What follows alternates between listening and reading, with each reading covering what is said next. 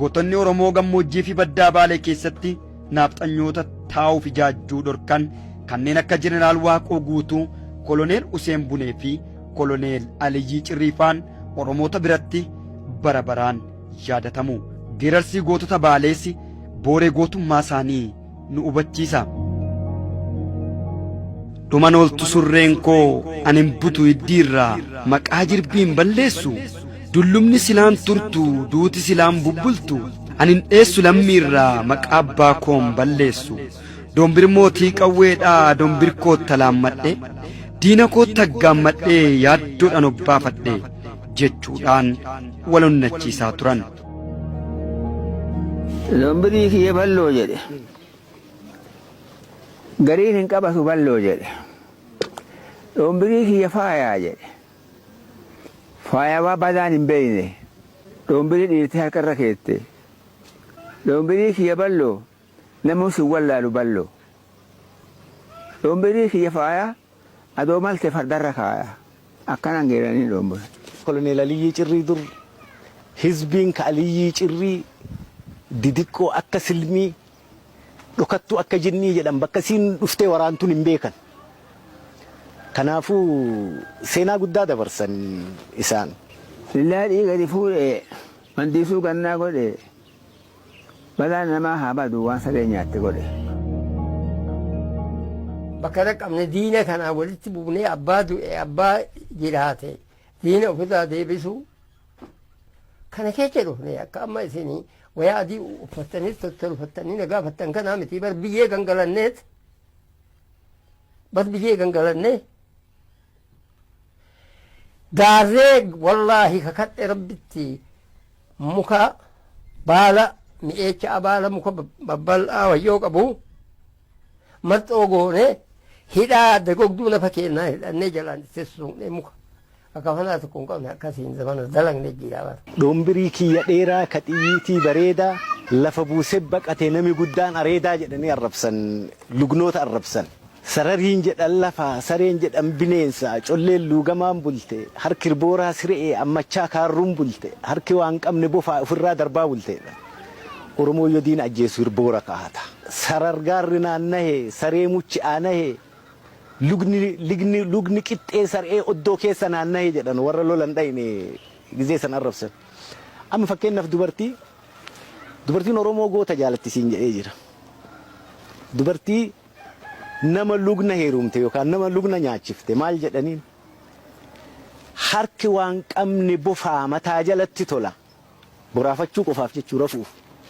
Mataa waan qabne bonaa addaanuu diban tola harki dabeessan soorte yoo sirraa muran tola jedhaniin dubartii. Kana waan ta'eef dubartiin Oromoo gootota jaalatti. Niitiin lugnaa obboleettii dabeessaa namni ta'uu barbaadu hin jiru.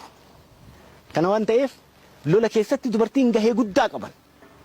Gootota faarsuu haala mijaa'ina isaaniitti lola irratti hirmaachuu. Goorroo baatu hordataa. Roorroo baatu dhowwataa'edha. Gaafattii ganda kookoo warrattii garaa koofoo natti harcaate akka cabbii nan dachaase akka jabbii natti jaarte akka dallaa cabseen ba'e akka kormaa'edha. Yeroo isaanitti naanna'aneedhanii oltumee gattumee cabsee keessaa ba'a. Kana geerarsi kan inni onnee isaa guutuu gootii himatu. Gootummaan Oromoo keessatti aadaadha. Aadaa Oromooti. Gooti kabajaa gugurdaa qaba. Namni ebelu dabeessa jedhan sanyiin isaa ilmi isaa haga abba torbaatitti salphataa deema waan sanirraa. Yoo du'e isaa wayya. Lola guyyaa dhiirti gooti jagni qaanyaa du'a jedhanii bar. Maaliif?